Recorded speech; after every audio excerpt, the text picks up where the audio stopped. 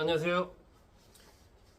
민주사회를 위한 변호사 모임 출신인 송기호 변호사가 이재명 정부 대통령실의 국정상황실장으로 13일 임명됐습니다. 송 실장은 안보, 경제 점검회의에도 참석을 했습니다. 이재명 대통령이 만나서 잘 부탁드린다, 상당히 노가다 자리다 이렇게 말하기도 했다라고 보도가 됐습니다. 국정상황실장은 국정상황 전체를 총괄하는 자리죠. 그리고 경찰이라든지 국정원 등이 정보기관의 각종 정보들을 모아서 대통령에게 보고하고 전체적인 상황을 점검하고 하는 그러한 자리입니다. 대통령실 안에서도 상당히 중요한 그런 자리 중에 하나죠. 이재명 정부 대통령실은 또 국정상황실을 좀 더 강화해서 기존보다도 더 좀 중요한 기능을 하게 하겠다, 이렇게 밝힌 상황이어서 이 송기호 국정상황실장의 임명을 계기로 좀 한번 어떤 인물인지 오늘 알아봤습니다. 송기호 실장은 1963년생입니다. 전남 고흥에서 태어났습니다. 사남 3녀 중 여섯째로 태어났고요. 초등학교 5학년 때부터 광주로 이제 가서 거기서 학교를 다녔습니다. 광주 일고를 졸업했고 1981년 서울대 사회대에 합격을 했습니다. 아버지는 경제학과에 가기를 원했는데 본인은 또 사회학과에 가고 싶어 하고 그래서 중간에 이제 타협안으로 무역학과에 들어갔다고 합니다. 언론 인터뷰에서 송기호 실장이 이렇게 당시 상황을 얘기를 했습니다. 사회학과를 선택하지 않는 조건으로 졸업 후 제가 무엇을 할지는 더 이상 언급하지 말라고 말씀을 드렸다, 이렇게 얘기를 하면서 무역학과를 선택한 데는 집에서 원하는 것처럼 졸업 후 제가 출세하리라는 기대는 아예 하지 말라라는 뜻이 담겨 있었다. 서울대 경제학과는 졸업 후 되게 윤택한 어떤 삶이 보장이 되는 반면에 무역학과는 좀 삐딱하게 갈 수 있는 그런 여지가 있었기 때문이다, 이렇게 얘기를 했습니다. 학교 다닐 때부터 농촌법학회 활동을 했습니다. 1985년 2월 서울대를 졸업을 했고요. 그 이후에 이제 군에 입대해서 87년 6월 육군 병장으로 전역을 했습니다. 그리고 나서 농촌으로 내려가죠. 전남, 해남, 나주 이런 데에서 YMCA 전국연맹 농촌부 간사로 일을 했습니다.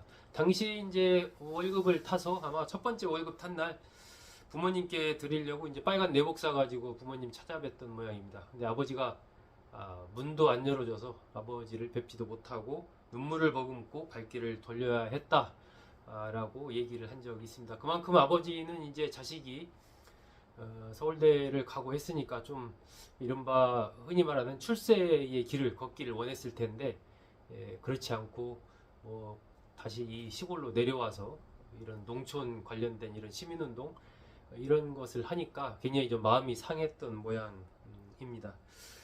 어쨌든 이 송기호 실장은 그 이후에 해남, 나주, 영암, 고흥 이런 등에서 이제 농민 교육 및 조직 활동 이것을 하면서 시간을 보내게 됩니다. 그러다가 1989년에는 아예 YMCA 활동을 접고 그냥 농사를 짓습니다. 영암 도포면 봉오리에서 임차농으로 생활을 합니다. 근데 이제 살다 보니까 이게 먹고 살기가 어려운 거예요, 실제로. 농사를 지어가지고 생계 문제를 해결할 수가 없는 그런 상황이 된 겁니다. 그래서 1991년에 농촌 생활을 끝내고 서울로 올라오게 되죠. 그런데 뭐 그때 나이도 있고 하니까 취직하기가 쉽습니까? 여기저기 사람도 만나고 원서도 내보고 하는데 면접까지는 올라가는 경우도 있었지만 뭐 지금까지 뭐 했습니까? 이렇게 물어보면 뭐 농촌에서 농사 지었습니다, 이런 얘기 하면 잘 그걸 인정 안 해주고 다 농민운동 하는 이런 그런 걸로 또 받아들이고 막 이러니까 취직이 잘 안 됐던 거죠. 이거 그 1년 동안이 자신의 인생에서 가장 힘들었다라고 송기호 실장은 회고를 합니다. 1992년에 뭐 이래서는 안 되겠다 하는 생각이 들었던 거죠. 서울대 동창회 명부를 뒤져가지고 얼굴도 모르던 학교 선배를 찾아갑니다. 국민은행 입사 시험을 앞두고 국민은행에서 일하는 서울대 상대 출신을 찾아낸 거죠. 필기 시험만 볼 수 있게 해달라, 이렇게 이제 간청을 했다고 합니다. 당시에 나이가 많아서 필기 시험을 볼 수 있는 그런 자격에 들지를 못했던 거죠. 나이 제한 때문에. 다행히 이 선배가 좀 도와주는 바람에 시험을 볼 수 있었고, 그래서 합격을 해서 국민은행 국제영업부에서 근무를 합니다. 하지만 뭐 별 생계 문제는 문제가 없지만 재미는 없었던 거죠. 그래서 한 2년 만에 근무를 하다가 2년 만에 이제 사직을 합니다.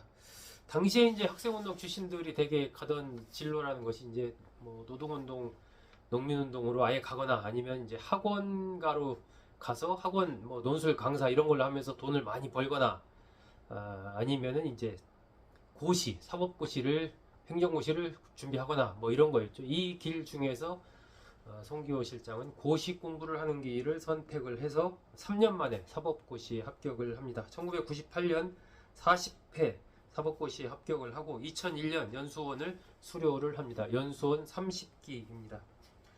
연수원 시절에 통상법 핵심 분야가 농업통상 분야임을 알게 되고 이쪽에 좀 관심을, 대학교 때도 이제 농촌 법학회 활동도 했으니까 뭐 그러저러한 것이 연결이 되는 거죠. 그렇게 해서 농업 문제로 관심을 갖게 되고 변호사가 돼서 이제 일을 하고 있는 때 어느 날 이제 이 마늘 농사를 짓는 농민들이 이 사무실을 찾아옵니다. 그래서 당시 아마 여러분 기억하실 텐데 중국산 마늘 수입이 급증하면서 굉장히 피해를 많이 봐서 문제가 된 적이 있지 않습니까? 이제 그때의 사건이죠.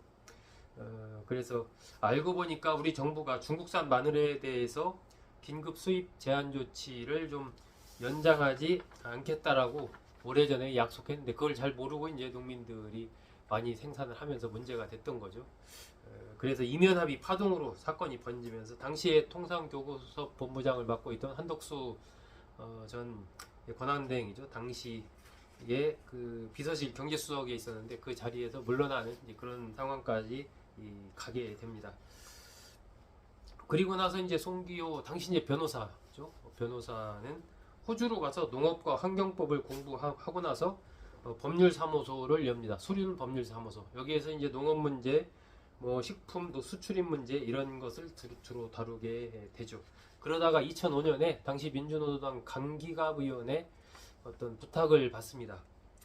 쌀 협상 국정조사를 하는데 좀 도와달라 이런 얘기를 하는 거예요. 당시 이제 이 문서 자체가 정부가 합의한 문서가 중국어 영어로 이렇게 돼 있는데 강기갑 의원이 그걸 잘 모르니까 송기호 변호사에게 그걸 좀 번역을 해서 그 의미를 좀 정확히 알려달라.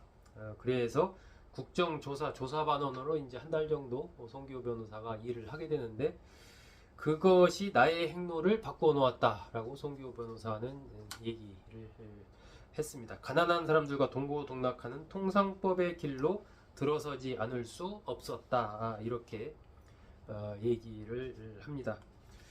그러면서 뭐 나중에 이제 송기호 변호사는 민변의 국제통상위원장 하면서 한미 FTA 협정문의 오류 이런 것을 지적하면서 상당히 이제 그쪽 분야에서 전문성을 가진 그러한 인물로 알려지게 되죠.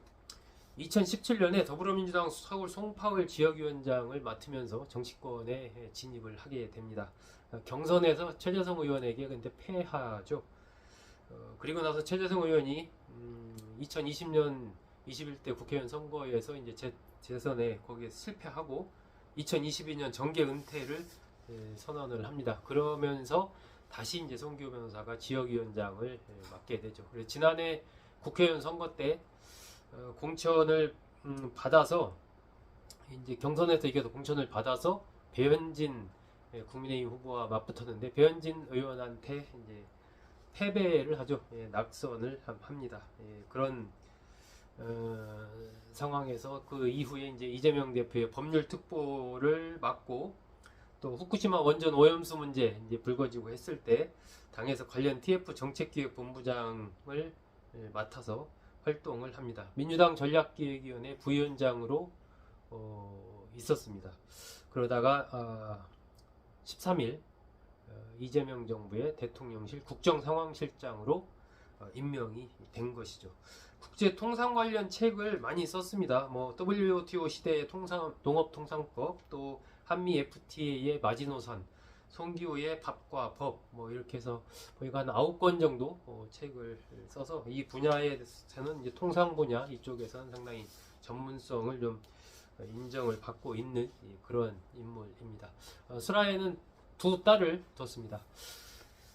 송기호 국정상황실장, 이재명 정부 대통령실의 중책을 맡았습니다. 지금까지 해오던 통상 전문 분야와는 조금 성격이 다른 그런 측면이어서 이재명 대통령이 송기호 변호사를 국정상황실장에 임명한 데는 이러한 통상 관련된 쪽의 어떤 역할, 이런 것도 조금 기대를 하는 것 아닐까 하는 생각이 좀 들기도 합니다. 어쨌든 앞으로 이제 이 국정상황실의 역할이 좀 더 커지니까 송기호 실장이 어떤 역할을 할지 더 지켜보도록 하겠습니다. 여러분 잘 들어주셔서 고맙습니다.